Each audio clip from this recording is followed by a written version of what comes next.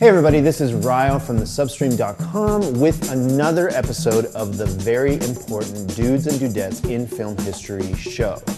We're really excited this week, especially considering how disappointing McGee's Terminator movie was, about Drag Me to Hell, which comes out this Friday, and which also marks the return of one of our favorite dudes in film history, Sam Raimi, to the horror movie genre.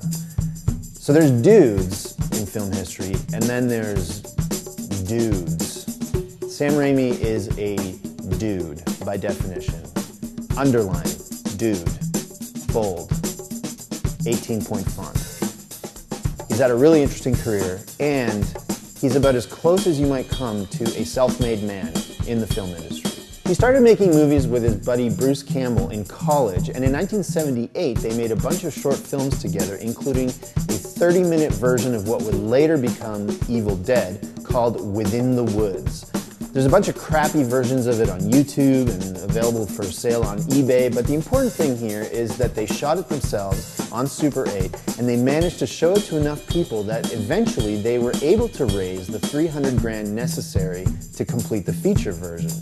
Raimi's The Evil Dead was shot over a couple of years, and production went on so long that eventually some of the actors just stopped showing up, which forced Raimi to shemp the film by having his loyal actors, including Bruce Campbell, stand in for the missing actors wearing the same makeup and costumes. When the film was finally completed, it was sold at the Cannes Marché du Film, made some decent bank at the box office, and became a huge, enduring cult hit, thanks in part to a glowing review by Stephen King in a 1981 issue of Twilight Zone magazine. This film also marks the beginning of the working relationship that Sam Raimi has with the Coen brothers, in that Joel Coen edited Evil Dead and co-wrote the script to Sam Raimi's next film with his brother Ethan. That film was called Crime Wave, and it wasn't very good. Sam Raimi, in turn, co-wrote the script to the Coen brothers' Hudsucker Proxy, which also featured a bit part by Bruce Campbell.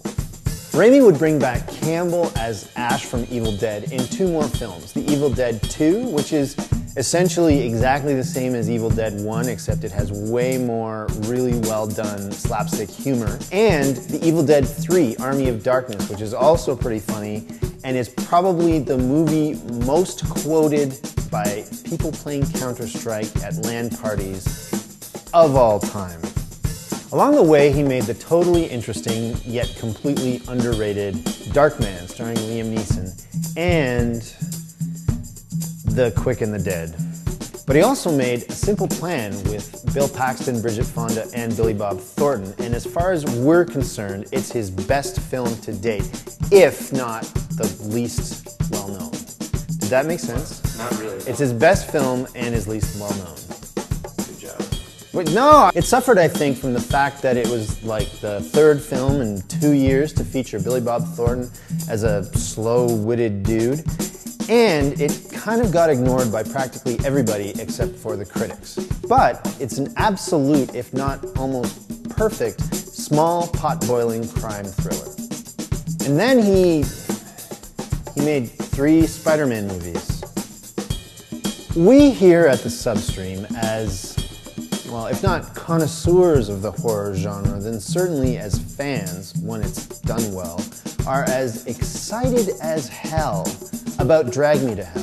What? A classic horror story directed by one of the genre's true originals? Someone with a distinct, hard-won visual style that's based on, moving the camera as opposed to relying solely on CGI? Sign us the hell up. Check back for our review later on this week, and also check out the Film Lab, where Mike's going to explain how to do some of Sam Raimi's trademark shots. Otherwise, go rent Darkman or A Simple Plan and check out Drag Me to Hell in theaters Friday.